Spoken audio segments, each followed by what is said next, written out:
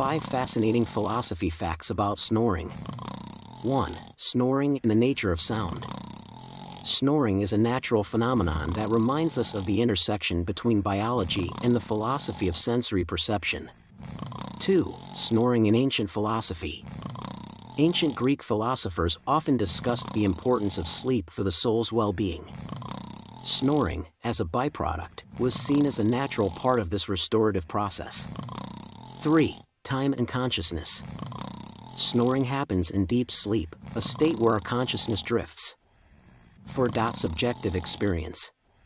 Phenomenology, a philosophical study of subjective experience, shows us that one person's peaceful night can be another's noisy ordeal. 5. Ethical implications.